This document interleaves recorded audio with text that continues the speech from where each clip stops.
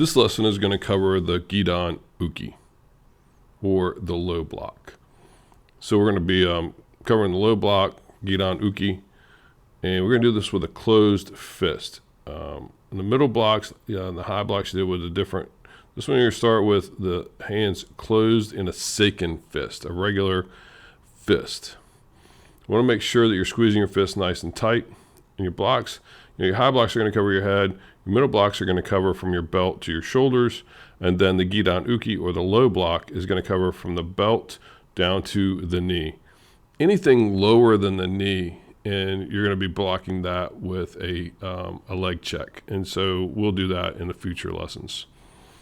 So with your low block, make sure that your hands are closed tight, because when you drop your hands below your belt, you want to make sure that you close your hands, because typically you're blocking a kick. You don't want a kick to come in contact with your fingers.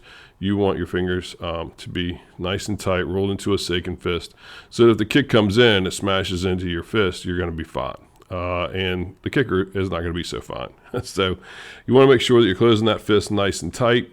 You come in, keep your elbows locked in, and then come down. It's basically a reverse waioke. So you're blocking, but you're keeping your palm pointed towards you and then bringing it down, keeping your hand out in front of you so that your hand comes down to about waist high.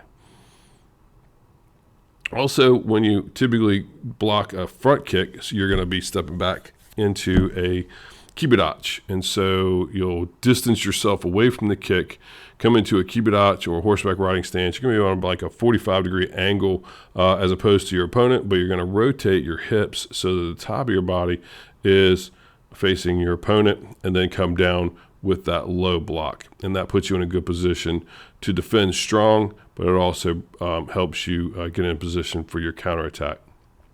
And so with that, we'll just take a look at a couple of blocks here real quick. We're going to do a kibidachi. This is how I practice. If I'm just doing some low block, really focus on just the low block, and I can visualize the kick coming in, but I can get into my kibidachi and I can be doing my blocks. Remember, keep that elbow about a fist away from your body.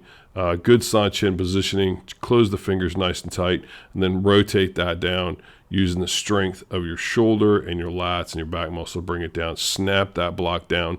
You want to attack the leg as you come down. You want to snap that block and attack the leg. Again, keep it out front so that you get good distancing. You don't want it too close. If your block's coming too close and your hand's below your belt when you finish your block, you know it's too close. If it's out front, just like when you start your waioke block or your middle block, you're going to come down with that technique, keeping your hand about the same height as your belt. And again, when you bring that block down, you want to make sure that you're snapping each of the blocks. It's an attack block. You're not just moving the leg out of the way, but you're actually striking that leg as it comes in. So you want to make sure that you're keeping your hands nice and tight.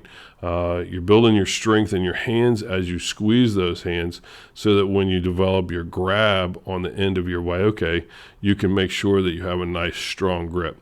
Also, it's just going to give you a nice strong punching fist over time as you continually squeeze those hands tight and build your hand strength, developing very hard punches.